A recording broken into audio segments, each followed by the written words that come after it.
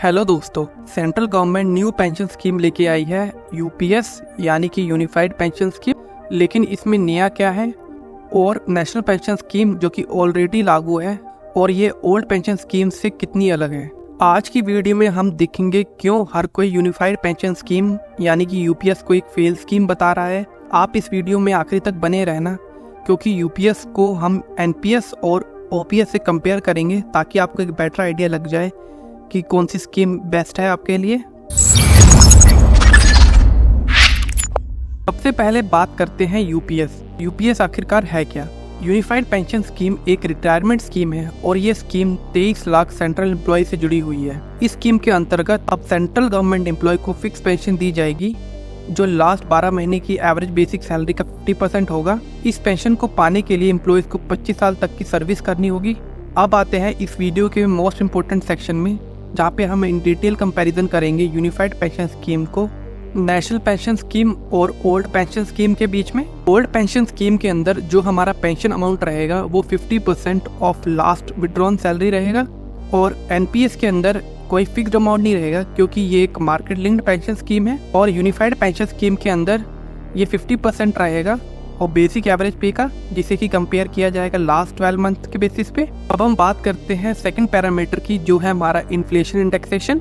Old pension scheme के अंदर हमें डेयरनेस अलाउंस के तौर पे इंडेक्सेशन बेनिफिट मिलता था।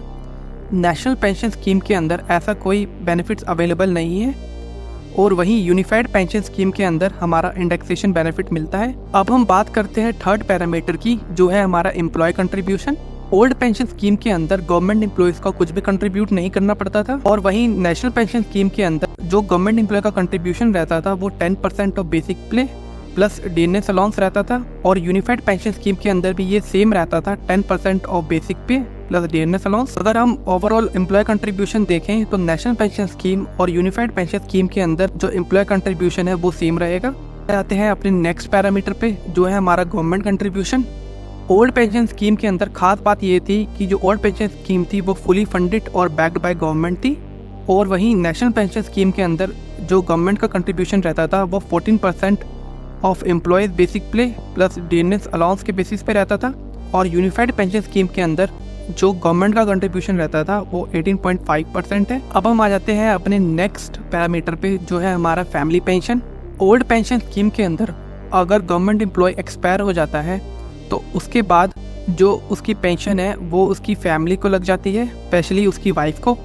और वहीं नेशनल पेंशन स्कीम के अंदर जो कॉर्पस अमाउंट है वो डिपेंडेंट को मिल जाता है और वहीं यूनिफाइड पेंशन स्कीम के अंदर जो पेंशन रहती है वो उसका 60% जो है वो उसके फैमिली मेम्बर को वो पेंशन लग जाती है।